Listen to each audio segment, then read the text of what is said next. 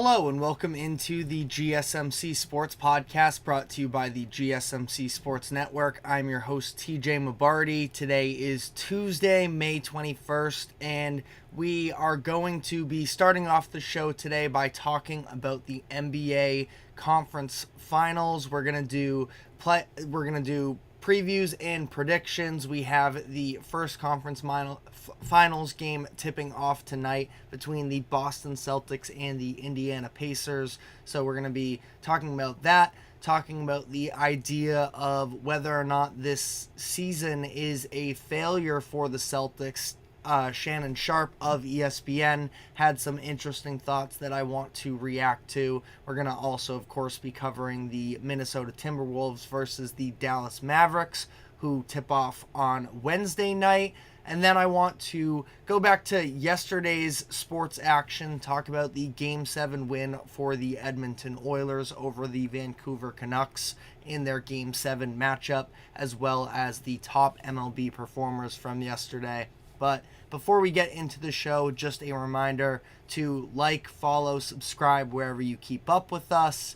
Be sure to use the comment section to give us your thoughts on all of the latest happenings in sports. Help make this show as interactive as possible. And if you would consider leaving a tip or donation, you can use the link that is streaming across the bottom ticker throughout the show. That is gsmcpodcast.net. Anything would be greatly appreciated.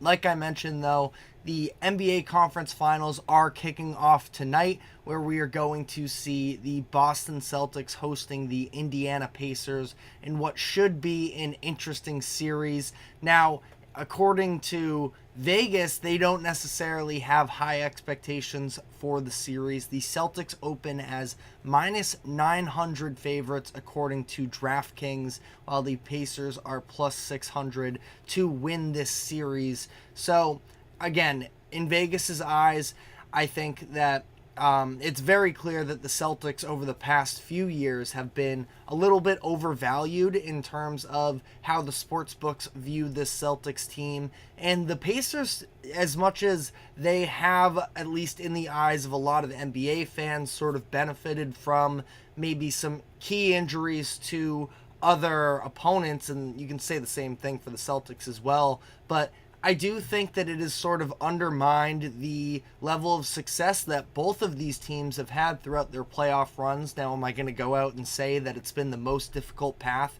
for either of these teams? Absolutely not. As we see, the Western Conference has been much more difficult, but I think that the injuries are almost a little bit of an excuse to sort of take away from specifically looking at the Pacers side of this, how this is a very good team, and we have seen it for a lot of the year on the biggest stages that they have shown up, and that is dating back to the in-season tournament during the regular season earlier in the fall when they sort of put the league on notice. And I do think that noting of that in-season tournament, we saw the Indiana Pacers sort of come out and on a big stage complete an upset win over the Boston Celtics, and that's where, you know, a lot of it was made of the Celtics not being able to step up in these big moments and all of the sort of cliches that we've heard for a while now. But I think that it does make it interesting that the Celtics, because of that experience, can't really get snuck up on by the Indiana Pacers. As much as they've been cruising for the majority of this postseason, we've seen in Game 2 of both of their first two series, these other teams come out and sort of punch them in the mouth, shoot terrific from the field, and end up beating the Celtics, where I think that the Celtics maybe had their foot not quite fully on the gas, and that should not be the case in this series. The Pacers aren't sneaking up on the Celtics. You're in the conference finals, so really no team ever can, but the Pacers also dealt the Celtics a little bit of embarrassment on a big stage earlier in the season, that is. And you know, to that idea, this is not the same exact Pacers team because they now have Pascal Siakam, who has been tremendous through their first two rounds. But again, I think that it would be extremely alarming if it seemed like the Celtics were caught yet again sort of not having that level of playoff intensity. And I don't anticipate that being the case again. I don't think that the Pacers are necessarily surprising the Celtics at this point, but I think that this still can be a very competitive series where I would expect the Pacers to take a couple games. Now, the keys to this series are, of course, the fast pace that the Pacers play with. If you remember back to the in-season tournament game, it sort of inspired Jaylen Brown of he thinks that the Celtics should be playing with more pace, and I definitely think that he's right. Offensively, they should be looking to sort of avoid that half-court stagnancy. Now, they can play at a slow pace, and they do have some more half-court ball movement than I think a lot of national outlets sort of give them credit for. With the Tatum drive and kick, the way that Derek White is able to make the extra pass. Now, it's obviously a different offense without Kristaps Porzingis, which we'll sort of get into shortly. But offensively, I do think that the Celtics would probably benefit from running up and down the court a little bit more. But on the note of the big man conversation, I think that that is where you start to dive into a little bit of trouble for the Celtics, where as things stand right now, it sounds like Kristaps Porzingis is going to be out for at least the first 2 games in this series. Now, Pacers could have a chance to, steal one of those games in Boston and potentially sort of shift the outlook of this series, but I feel like, regardless, the big men conversation, even if Porzingis is playing, I don't know if this is a matchup necessarily that really favors Porzingis because of the fact that it is going to be so much cardio, and is he going to be able to keep up with that fast pace? So we know that he's not in for the first 2 games. Al Horford has been the starter for the Celtics since he's left, and Al Horford, we saw, has definitely been sort of put through. I mean, you look back at their past couple postseason runs, and he has been very much, sort of overutilized considering his age, where now he is 37 years old. He is likely going to turn 38 throughout the course of this series, so in early June. But I think that, that is also an area where Indiana could look to exploit. So what are the Celtics going to do to prevent that? Something that I think that myself and a lot of Celtics fans have sort of wanted the Celtics to try out was maybe playing a little bit more small ball. Now, that was difficult against the Cavaliers, where they did have a little bit of extra size with Evan Mobley, who was playing tremendous down the stretch of that series. Tristan Thompson was actually sneakily giving them some good minutes in terms of rebounding. But I think that this would be sort of a key opportunity to lean into the small ball idea, because Tatum still has size. I know that, at times people can sort of overlook the height level of the Celtics, especially because when Al Horford is on the court, they don't have a 7-footer. But I think that Tatum can do a perfectly fine job of matching up against Miles Turner, who is not an ultra efficient post scorer, and I think that Tatum can definitely hold up on his own in those types of matchups. We saw in the first round when the Pacers played against the Milwaukee Bucks the way that they had some real mismatches in terms of the Bucks not really knowing what to do in terms of guarding both Pascal Siakam and Miles Turner, who to put Brook Lopez on. Ultimately, they decided to bring in Bobby Portis and have him be a bigger piece of the defensive assignment on Pascal Siakam. But I think that ultimately for the Celtics here, it is probably in their best interest to lean into the small ball. Now, I love Al Horford as a Celtics fan, but we saw him really struggling as well from the three-point line in their series against the Cleveland Cavaliers. Now, he had a big Game 5 from beyond the three-point arc, which sort of helped him to, at least maybe build up some confidence headed into this next round. He was 6 of 13 from 3, but he was 0 for 10 in the previous 2 games combined, and through the entirety of the postseason so far, he hasn't been super effective from the line, 32% from three. Now, last round we saw Evan Mobley willing to sacrifice giving up some open looks to Al Horford and sort of camp out in the paint, and that did disrupt the Celtics offense in terms of the drive and kick style that they often like to play and get defenses around them rotating and beating the defenses with ball movement. But I don't know how much of a possibility that really is with Al Horford if opposing defenses aren't going to respect that. We also have word that Xavier Tillman, another player, another big man for the Celtics that they went out and they acquired at the trade deadline, he is going to be missing game one tonight because of the tragic loss of his dad. So, of course, our thoughts and condolences are there, but that is just another bench big option that is no longer available for the Celtics. I don't think that Luke Kornet is going to be able to hang in there defensively, because anytime that Tyrese Halliburton is going to have a chance to sort of get him switched onto him, he's going to do so, and he's likely going to make Kornet pay. Where Kornet, he provided some fine minutes, but I also thought at times too, from a even post-up perspective, he sort of got his business handed to a little bit by Evan Mobley during the latter half of that Cleveland series. So he's not necessarily somebody that I would trust to roll out there for heavy minutes. And we saw Al Horford having to play heavy minutes, where it was 38 minutes in their game 3 matchup.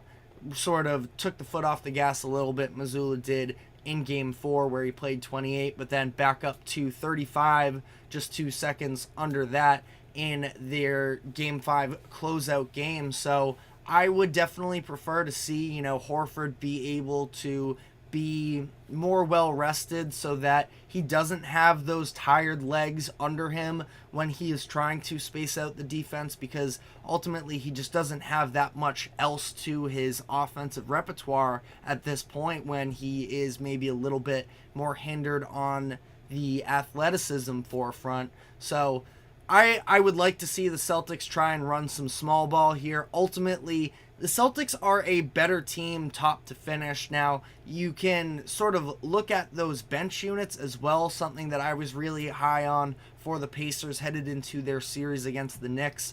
Now, the Celtics do have more depth than the Knicks do. It's not necessarily, elite to the same level of the Pacers, where they have Peyton Pritchard and Sam Hauser that they can really rely on coming off the bench. Obviously, Horford is in that group as well when Kristaps Porzingis is actually in the starting lineup. But going to be interested to see how they sort of decide to play this, because again, I think that throwing sort of forwards and longer defenders at Tyrese Halliburton on the defensive end, trying to play with a pace, could be something beneficial to them. Somebody that I'm maybe looking at a sneaky option for them off the bench could be O'Shea Brissett, former Indiana Pacer last year, and he's somebody who I do think can benefit a little bit more from playing a high-paced offense, and that's what I'm hoping that the Celtics can sort of go out and show. We know that they have all the talent to be malleable on that offensive end, but it's a little bit of a question mark of, are they going to break out of their habits where at times they can be a little bit stubborn. But ultimately, I don't think the Pacers are going to be any form of a rollover. Now, it would be incredibly disappointing if the Celtics were not to win this series. I have them winning in 6. I think the Pacers can steal a couple. They are the last remaining undefeated home team in the postseason, so I don't think they are going to roll over easy by any means. But like I mentioned, it would be extremely disappointing if the Celtics do not win this Eastern Conference Finals series, and it is a borderline failure, which is what I want to dive into on the other side of this break. There were some comments made on ESPN about the severity of how bad this loss would be for the Celtics to not just lose this Eastern Conference Finals series, but to fall short of the NBA Finals championship altogether. So stick with us, and when we come back, we're going to be giving some thoughts on the idea of, is it a failure if the Celtics do not win the finals this year? So stick with us, and we will be right back. I feel like I'm losing my mind. Is everybody in the world blind? Please, Lord, give me a sign, a sign. I feel like I'm losing my mind. Is everybody in the world blind? Please, Lord, give me a sign, a sign.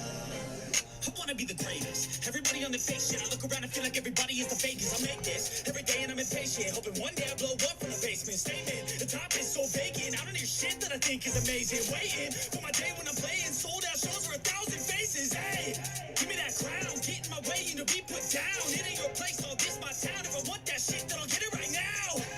I'm losing it, the news if it's some moosey shit. A stupid myth, you choose to live or choose to dip. You choose to fight or lose your grip and lose a gift. Oh, I feel like I'm losing my mind.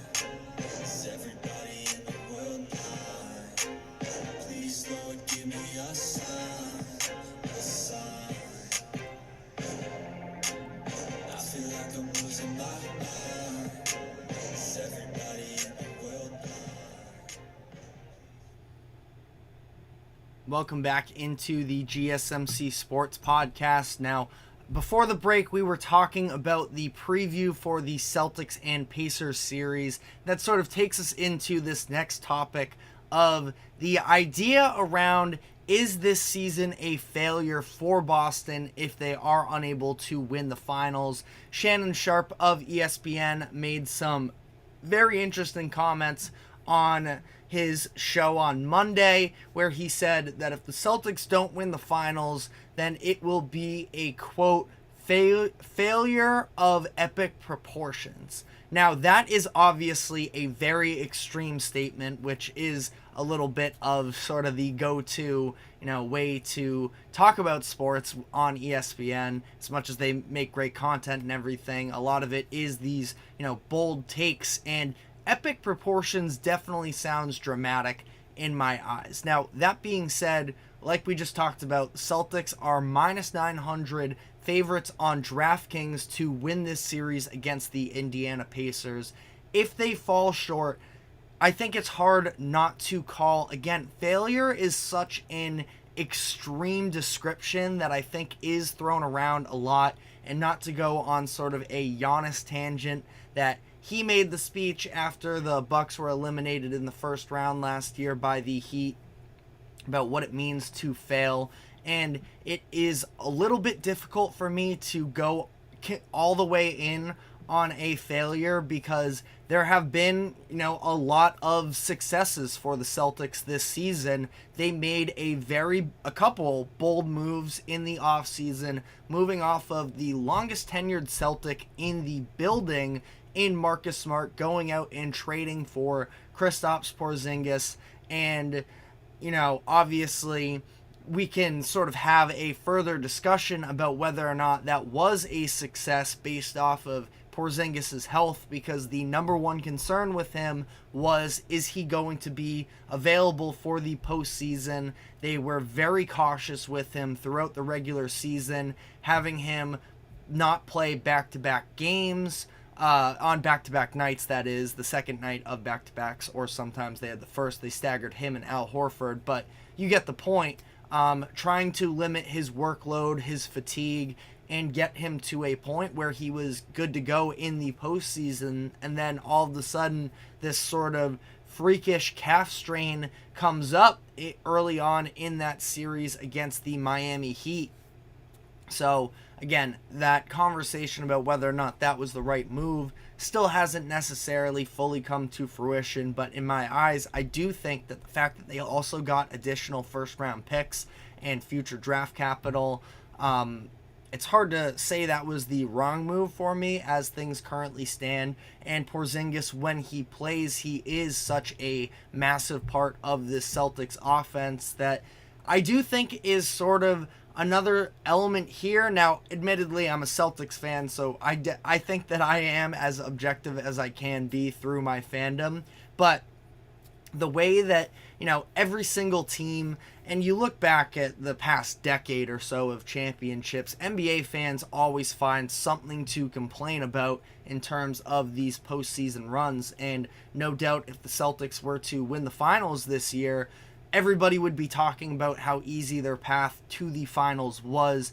considering they played the Miami Heat without Jimmy Butler and they played the Cavaliers without Jarrett Allen for the entirety of the series. Donovan Mitchell goes down after Game 3 as well. So, and then ending up with a Pacers team that has massively overachieved, who, like we sort of talked about in the first series, they also did benefit some from some injuries to opponents throughout their first couple rounds. But the idea that regardless of whether or not, and I was watching ESPN this morning, and the hypocrisy was just driving me a little bit crazy, because this idea of, let's say hypothetically, Kristaps Porzingis does not play in the finals, I don't think the Celtics can really beat the Minnesota Timberwolves. I still feel like they would probably be favored against the Mavericks, but I find it really hard to believe that the Celtics would be able to beat the Timberwolves without Kristaps Porzingis.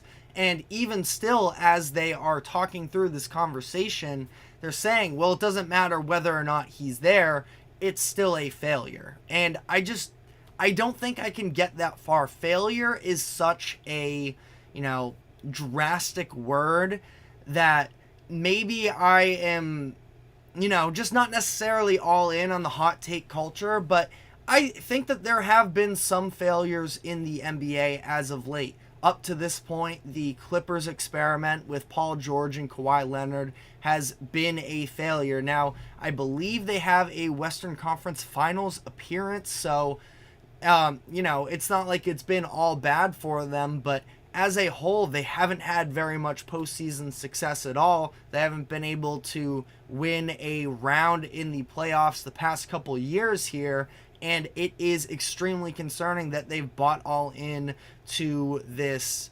experiment, and they haven't even been a consistent threat in the postseason. The Phoenix Suns are another team where they mortgaged all of these assets to bring in Kevin Durant.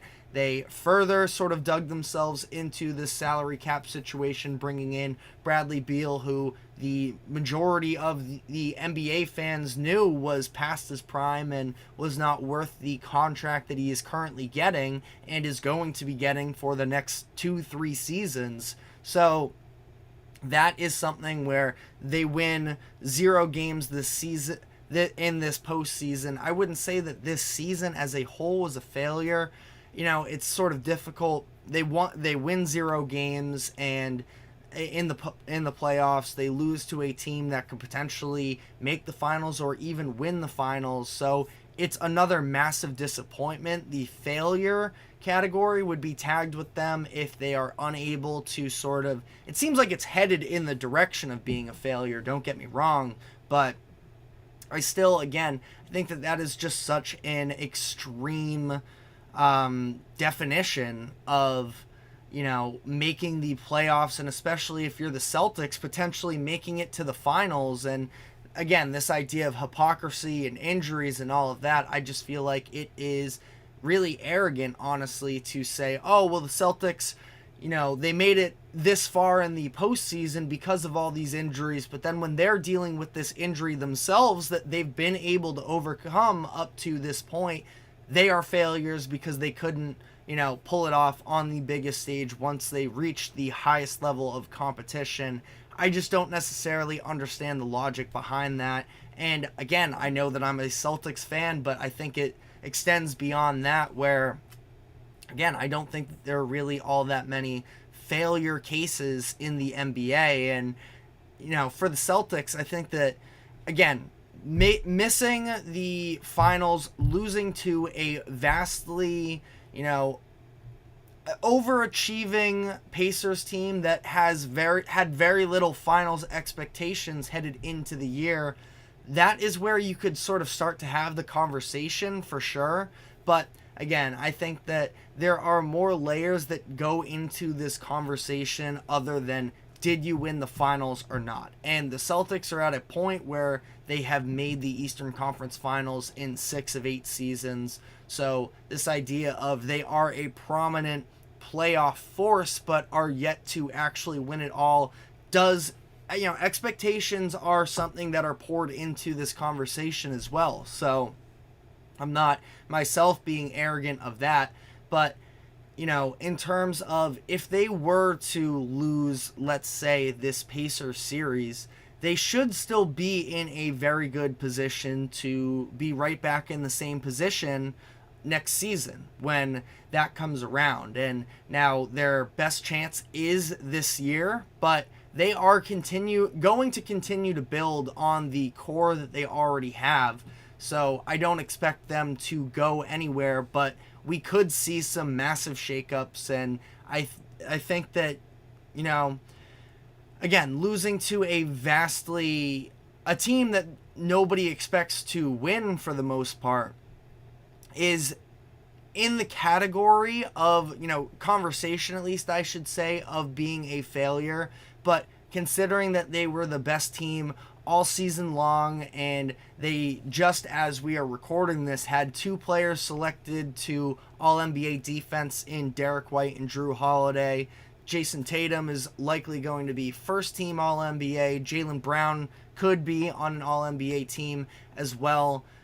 There were a lot of positives that came from this year, so labeling it as a failure does feel a little extreme, but you could also use all of those accolades that I just gave out as a reason, well, it is a failure if you have all of these things and you do end up coming short. Now, again, big picture here, I think the Porzingis injury is something that has to be taken into account, because I do think that the Celtics can beat the Pacers even without him, but he has been a very key piece of this roster all year long, part of the reason why they have had such a successful regular season.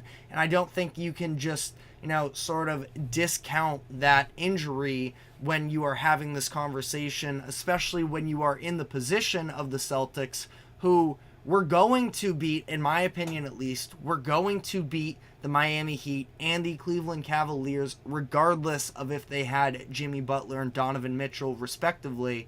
But that is what we hear about in terms of their cakewalk of a schedule coming into the Eastern Conference Finals, and now nobody wants to talk about Porzingis being out as well, who is a massive piece. So ultimately, again, I think this idea of being labeled a failure, it absolutely comes more into picture if the Celtics are unable to beat the Pacers as things currently stand.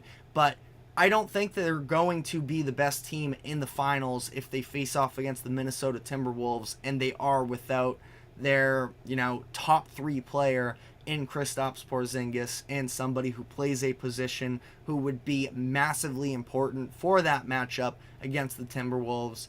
I know a lot of people hate Celtics fans, or Celtics in general, Celtics fans as well, which, to be fair, I even hate a lot of Celtics fans as well. I think that it is a subsection of a lot of insufferable people, at least on social media. But let me know what your thoughts are in the comments section, whether or not you would consider the Celtics to be a failure if they don't win the finals, if you do sort of agree with me on this perspective of keeping the injuries in mind. But on that note, we are going to be taking our next break here, and when we come back, want to dive into the Western Conference Finals preview with the Minnesota Timberwolves and Dallas Mavericks. So stick with us, and we will be right back.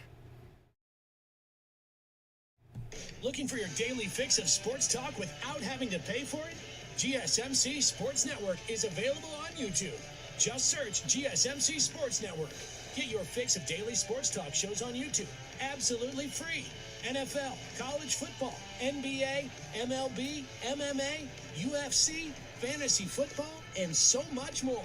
GSMC Sports Network has shows running all day long, with new sports shows starting every 2 hours. Just like on your favorite cable sports channel, except GSMC Sports Network is absolutely free.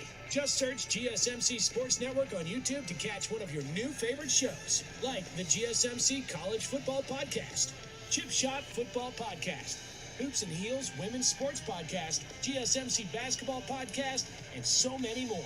Check it out for yourself. GSMC Sports Network, now available on YouTube absolutely free. Search GSMC Sports Network on YouTube right now. Welcome back into the GSMC Sports Podcast. Now, talking about the Western Conference Finals, we have the matchup of the Minnesota Timberwolves and the Dallas Mavericks. Really, both of these teams could have very well been sent home in the last round to lower-seeded teams in their respective series in the second round. And I think that, like we talked about a little bit yesterday, we are in a place here where the next generation has officially arrived, and that includes the Eastern Conference, which we just talked about as well prior to the break. The fact that we have Anthony Edwards, Luka Doncic, Jason Tatum, and Tyrese Halliburton all as the cornerstones for these teams. Likely one of those four players are going to be the finals MVP and have a conversation in terms of the face of the NBA moving forward. But first, all of these players, in order to do so, have to get through their opponent. So for the Timberwolves and the Mavericks, I sort of was repeatedly saying during last series with Minnesota and Denver that I thought whoever won that series was going to come out of the Western Conference. Now, the Dallas Mavericks would like something to say to that. They have been very much impressive through their postseason run so far as well. They beat the Thunder in 6, and they did so in large part as much as at times it was the Luka Doncic show and it was Kyrie Irving getting involved in that whole conversation. A massive X factor for them was these role players having the opportune rebounding from Derek Lively and Daniel Gafford against an Oklahoma City Thunder team that didn't really have size and that repeatedly hurt them down the stretch of pretty much all of these games. And that isn't necessarily going to be quite on the table against the Timberwolves, where the Wolves have much better rebounders in Gobert, in Towns. They have size. They have players that could potentially make. I think that Derek Lively has been tremendous through this playoff run, but he's had a lot of moments where he has looked like a rookie. And I think that there are things that can be exploited if he's pulled out onto the perimeter with sort of forcing the ball into his hands, the decision making. I think his hands in general, too, it feels like he just moves at such a fast pace that he can almost get a little bit ahead of himself. Now, again, he's been tremendous for them, but the sort of big man position is an advantage for Minnesota in pretty much every series. And the Mavericks went out at the trade deadline, and you saw, even if you want to go back to the end of last season where they sort of tanked down the stretch to improve their draft position and then ended up trading up in the draft to get Derek Lively, it has been an emphasis for them of trying to acquire some talent at the big man position, and they did so with both Derek Lively and with Daniel Gafford at the trade deadline. I do want to quickly look up here about what the updates are on Maxi Kleber, who is somebody who I think could definitely have an impact in this series. I talked about it before. I think that he has sort of been overlooked, his importance to this Mavericks team, and obviously the Mavs were able to play fine without him during this Oklahoma City Thunder series, but if they aren't going to be able to necessarily overwhelm Minnesota with the size of their own, what they could do is sort of the known commodity of trying to play Rudy Gobert off of the court, which we've seen in the postseason before. How do you do that? It's with various shooters, and it is spacing, trying to get Gobert out of the paint, and have him not be this roamer, which he has been able to do. We talked about this at length yesterday, where Karl Anthony Towns was able to really hold down that matchup against Jokic, and Gobert was just able to impact just about everything at the rim.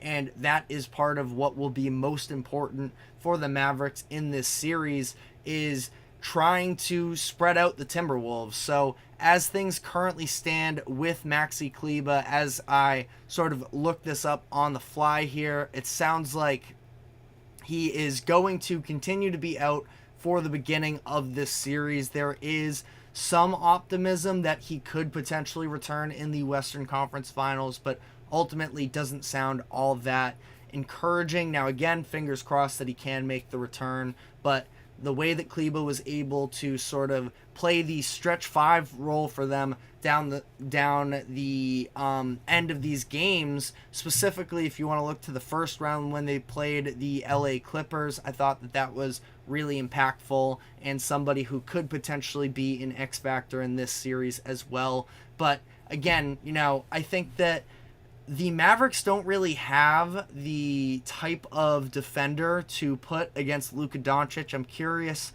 who they're going to look to be the primary defender. I would probably lean with PJ Washington as things currently stand.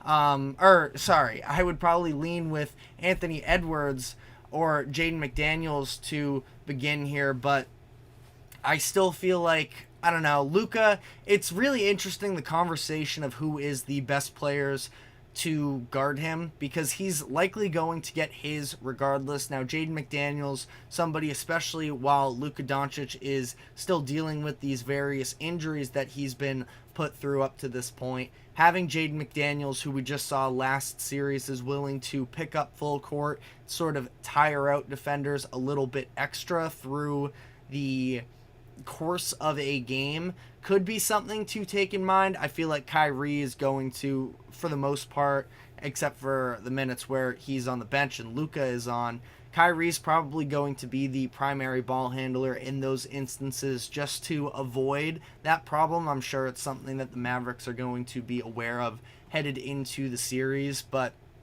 I think that when you look at this sort of equation as a whole, the Mavericks are a team that has been very, I wouldn't say reliant necessarily, but their three-point shooting is sort of what was the difference in that series against the Thunder, where it seemed like just about every single game came down to who was going to hit more threes between them and the Thunder. The Thunder were the best three-point shooting team pretty much in terms of at least makes and possibly even percentage as well. Actually, the opposite there.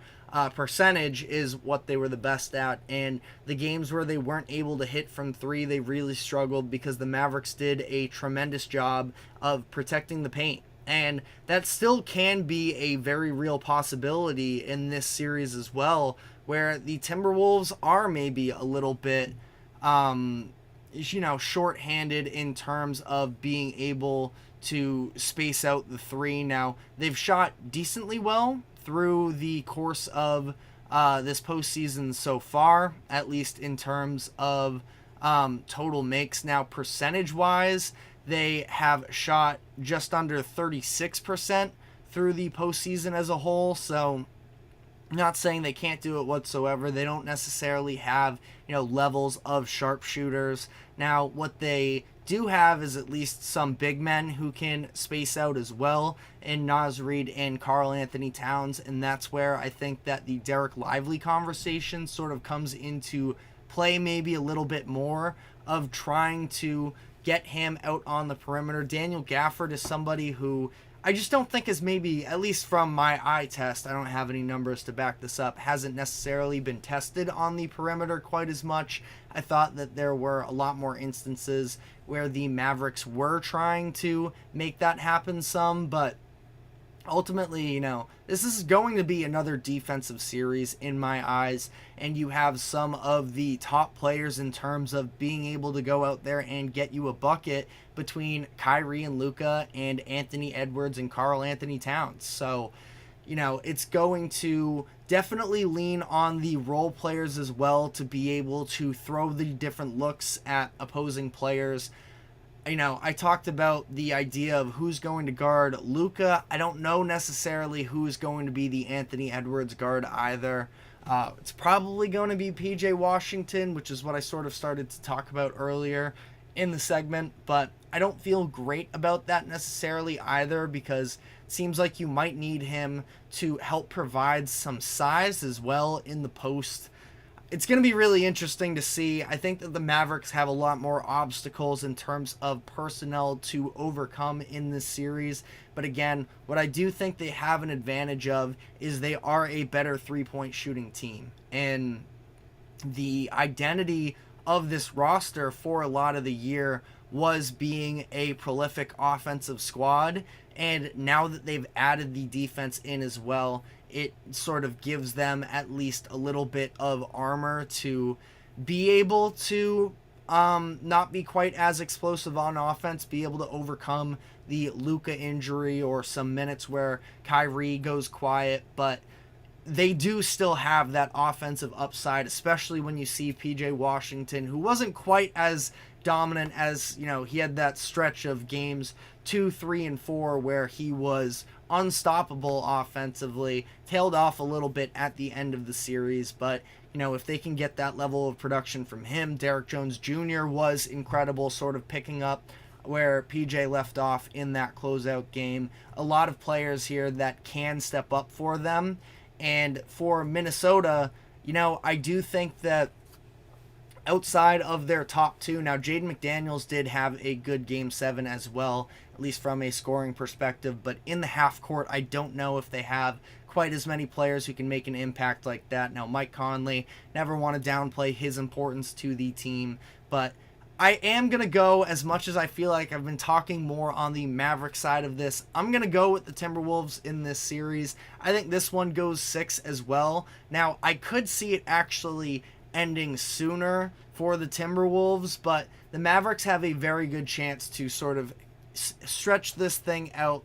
As things currently stand, the Timberwolves are minus 170 favorites on DraftKings, Mavericks at plus 145. But let me know what your thoughts and expectations are in the comments section. We are now, though, going to be taking our next break and going to be moving off of the NBA playoffs. We had a Game 7 last night between the Edmonton Oilers and the Vancouver Canucks, so we're going to be diving into that. So stick with us, and we will be right back after this quick break.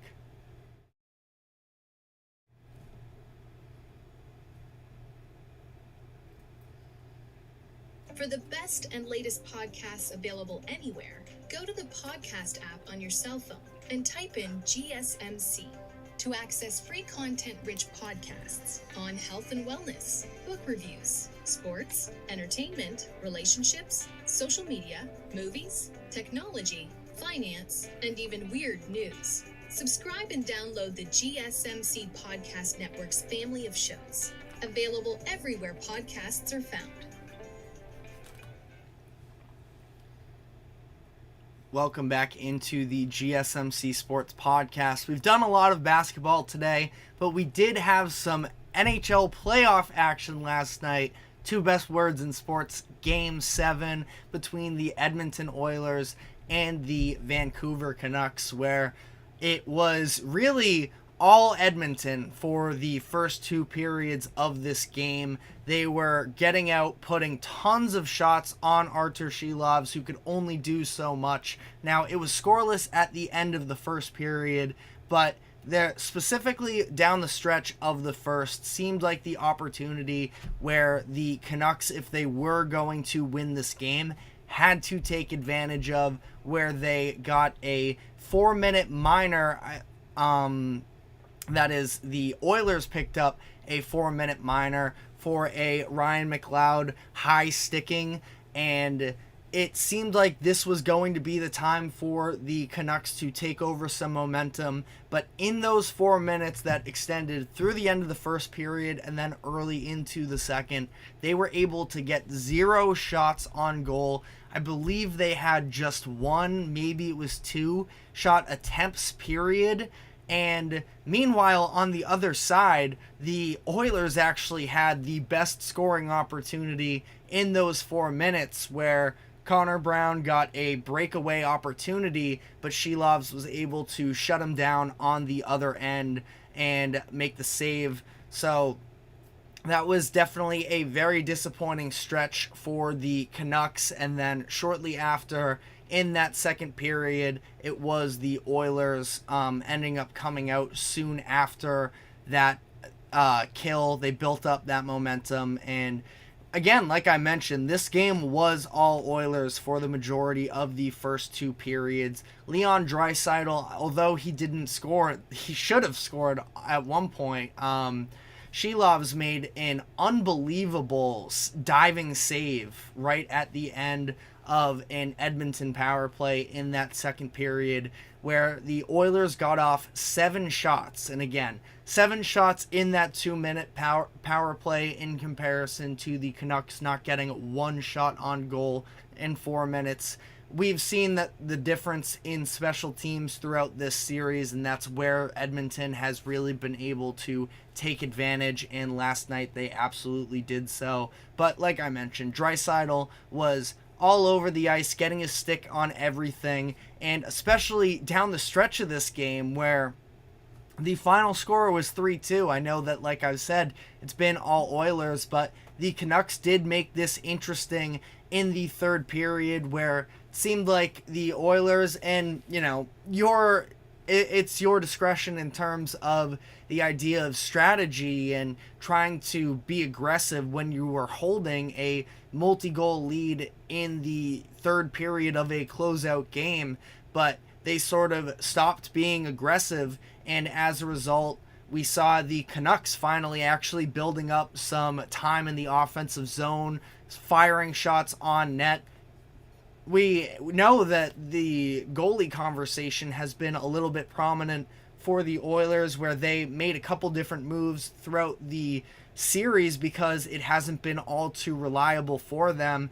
It was ultimately Skinner in net for this game, but the Canucks just needed to get shots on net and see what could happen from there, and that really didn't start until the third period. But like I mentioned, they at least started building up some momentum in that third period, and they scored 2 goals within 4 minutes. But ultimately, it was just too much to overcome down the stretch of this game, and it's really unfortunate. I think that Shelovs, again, was a total star in this series, and it's unfortunate to see them go out like that. The Canucks as well, who had an incredible season during the regular season, despite the fact that, then coming into the postseason, they had the longest odds out of any team to make the second round to win the Stanley Cup. They had the home ice advantage in this one. They had a 3-2 lead, but the Oilers ultimately win this one.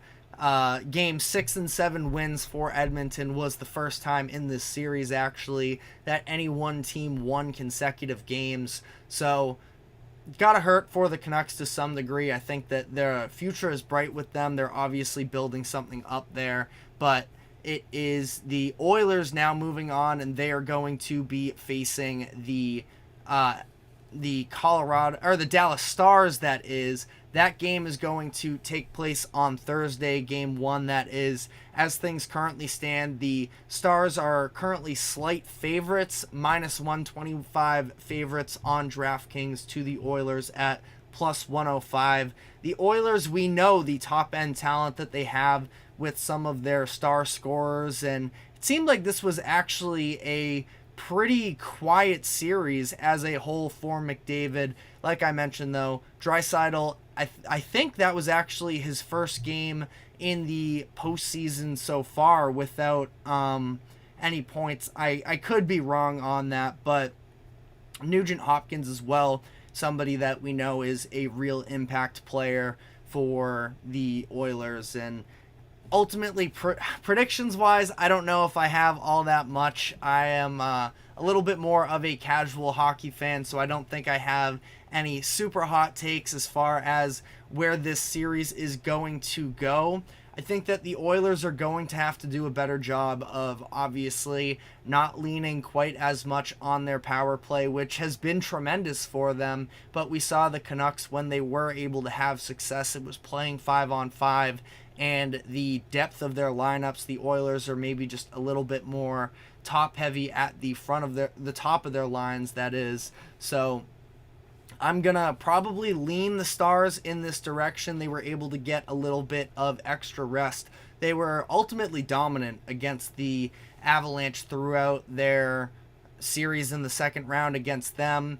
I think the Stars have just as good of a chance as anybody if you want to look to the overall Stanley Cup odds. The Stars are second only behind the Florida Panthers, who I gotta say, I was a little surprised to see that they were favored over the New York Rangers. Of course, big time for Rangers fans, obviously taking over a little bit of the overall hockey world, trying to be the first team since 2013 to win both the President's Cup trophy and the Stanley Cup trophy. But the Panthers are favored in this one, minus 150, despite the fact that they are going to be playing on away ice to start this one off. Could be in a hostile environment for Game 7, but that series is going to tip off on Wednesday, so definitely give us your thoughts on both of these series.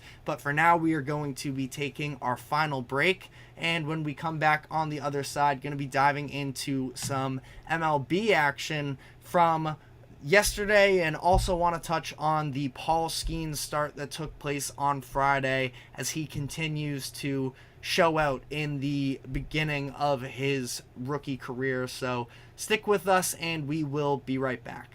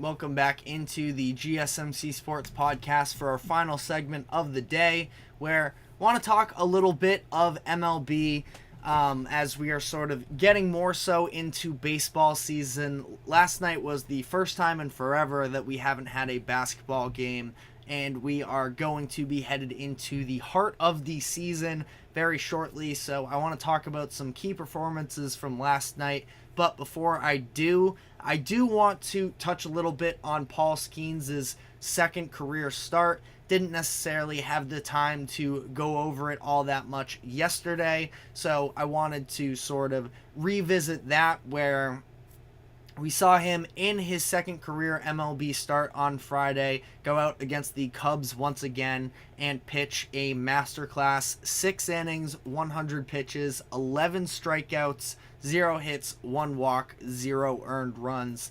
So, like I mentioned, both of these games against the Cubs so far. So, that being said, it was a little bit interesting to see how this game was going to play out in terms of adjustments and who was going to have to make those adaptations headed into this second matchup between the Cubs lineup and Paul Skeens in something along the 10 days-ish. And as Paul Skeens said ahead of the game in an interview, go ahead and adjust, good luck, which is pretty cold in my eyes, and he absolutely backed it up.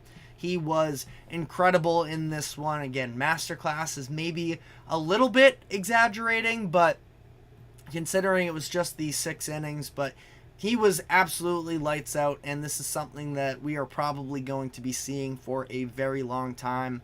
You know, one of these pitching prospects of a generation in terms of the excitement and the hype, and probably not going to be doing, you know, every single time that he pitches an in-depth conversation about it, but as of right now, it does warrant it because there is that level of excitement. Now, unfortunately, like we talked about again before, it seems like the Pirates just need a little bit of that excitement on the offensive end as well to sort of supplement it, but again, this was great stuff from Skeens. It was interesting to see his change in approach from Game 1 to Game 2, where the velocity with him, especially on that fastball, is definitely what stands out throughout the course of these games, and he's still been dominant on his four-seamer so far, but his off-speed pitches have been very impressive as well, and all 4 of the main pitches in his arsenal so far that he throws have been, you know, swing and miss, at least 30% whiff rate on every single one of those 4 pitches through his first 2 starts. We did see him sort of come into his game on Friday with a little bit more of a focus on his top 2 pitches in the four-seamer and the splitter, but he still has those other, you know, tools in his arsenal. His slider was the one that got sort of hit around a little bit more his first time out a couple weeks ago, but he did a good job to at least, you know, incorporate it into some different looks in this game, and he did use it to get out of a 10-pitch standoff with Michael Busch and end up striking him out in one of these instances as well.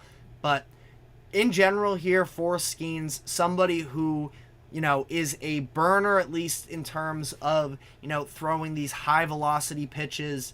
The fact that he hasn't allowed,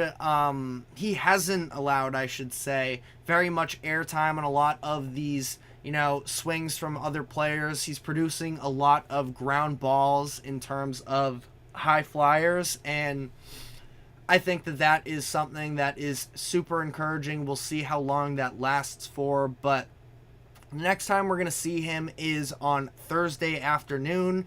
We're going to be, you know, taking place here.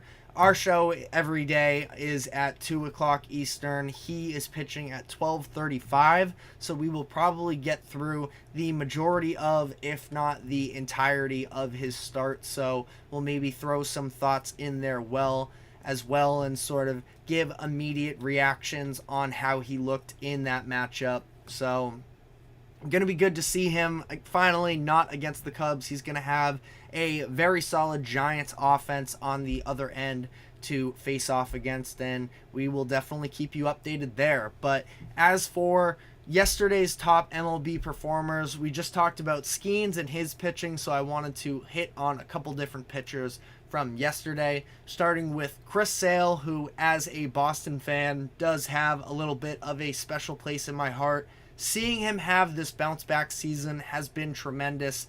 Last night goes out 7 scoreless innings, 5 hits, 0 walks, 9 strikeouts, and he just continues to have a great season up to this point, where through his first 8 starts he has just a 2.22 ERA and a .865 whip. So he's been tremendous for them. He's currently on a 20 consecutive scoreless innings stretch, which goes back a few games now. So love seeing him be able to put in this type of a performance. Now, knock on wood, the big concern with him obviously is injuries, and that's something that we're going to have to, you know, continue to look out for. Hopefully it's not an issue, but we did see him even in, you know, these recent years where he was battling back from the injuries. We saw some of the, you know, spots where he was able to shine, but again, it was just ultimately the injury bug just continued to catch up with him, and we're just hoping that that isn't the case, because he has a great chance here.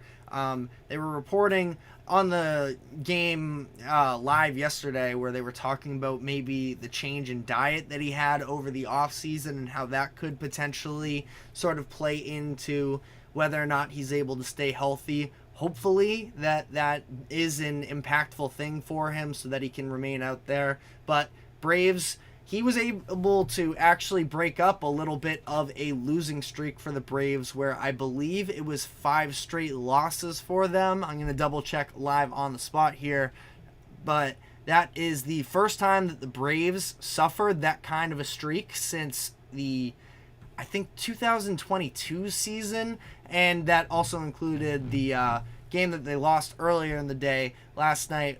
Yesterday was a doubleheader, and Chris Sale got the latter of the two. They had lost earlier in the day. So Braves bounce back into the win column, and like I was talking about, they have an excellent chance this year to go the distance once again. It would be awesome to see Chris Sale pitching in a high-stakes environment like that once again. But some other pitching performances last night that I wanted to point out as well was Marcus Stroman. Now, obviously, didn't end the way that Yankees fans were hoping because they end up blowing the save, and they end up blowing the save in this game. Clay Holmes was a little bit of a wreck in the stretch of this one. They were playing the Mariners, but sort of put that aside, the Yankees starting rotation has been unbelievable for them throughout the season, and Marcus Stroman sort of continued that trend last night with the performance that he put out there. 7 1/3 innings pitched, 1 earned run. It was 3 hits, 6 strikeouts. He did a very nice job for as long as he was in there. Seemed like he was maybe in for just a smidge too long in that 7th inning, but ultimately, this Yankees pitching staff has been really impressive so far, and that is all without Garrett Cole, who should be making his return on the sooner end. So things should ideally they should ideally get better. The hesitation comes from the Red Sox fan in me, but ultimately the Yankees being good is, good for the brand of baseball. So sometimes I just gotta take a deep breath before I give too many compliments away to the Yankees. But speaking of the Red Sox, we had Rafael Devers as well, homer for the 6th straight game, as the Red Sox had, a very nice win against the Tampa Bay Rays. They won 5-0. The 6 straight games with a home run is a franchise record for the Red Sox. So Devers, who started out the season struggling a little bit, he was dealing with some injuries even dating back to that first series of the year. He's now really coming alive over the past month or so and looking like the player that we know he is. So that was encouraging to see. Ultimately for the Red Sox, they are pretty much a last place team in the division. The Jays continue to struggle, which is pretty much the only thing holding the Red Sox out of 3 straight seasons with a last place finish in the AL East. But don't count them out, because I think that we could very easily still see that happen if the Jays offense can get themselves together. But one of the games of the night, if not the game of the night, other than that Mariners-Yankees game, was the comeback by the Marlins, and this was a really crazy finish. So, top performance has to go to the Marlins offense down the stretch. They were losing 2-1 in the bottom of the 9th with 2 outs, no runners on. Then we saw D. Gordon single. He ended up stealing second base, and Otto Lopez drove him in to tie the game in the bottom of the 9th, and then it was Josh Bell walking it off in the 10th to pick up the Marlins' 5th walk-off win for the season, which is tied for the most in the MLB this year. This was a really tough loss for the Brewers, obviously, but seems like I wouldn't say they were robbed necessarily, because it wasn't a call that went against their favor, but it was just the, physics of the world here, where they were in prime position to score a 3rd run in the top of the 9th when it was Monasterio was just about to round third base on a Jake Bauers hit to right field, but the ball bounced into right field and stuck itself underneath the wall. So it ended up being ruled a ground rule double for what would have been an at least run scoring double. Possibly Bauers could have even made it to third based off of how it should have bounced off the wall. But instead, the Brewers don't end up scoring there. Andrew Nardi comes in relief and escapes a bases loaded situation with no runs scored in the inning, at least keeping the door open for the Marlins to make this comeback and end up walking it off. So again, really brutal one for the Brewers there, where it just seems like sometimes, things just don't fall your way, but that was an unruly way for things to unfortunately break for them. But still standing at the top of their division, and I think that things should continue that way, so they don't need to beat themselves up too much. But let me know what your thoughts are on the latest storylines in the MLB. For now, though, that is all the time we have for today. Thank you very much for tuning into the GSMC Sports Podcast. Thank you to the GSMC Sports Network for allowing us to host this show. Remember to like, follow, subscribe wherever you keep up with us. Check us out on socials as well for more exclusive short content.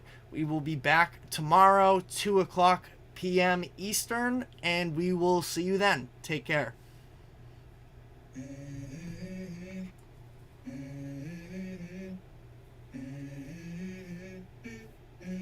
Let's go. I wake up to a little bit of drool on my pillow, feel like it's gonna be a bad day. Yeah, I'm tired of shit, and the coffee ain't hit yet. Damn, ain't that great.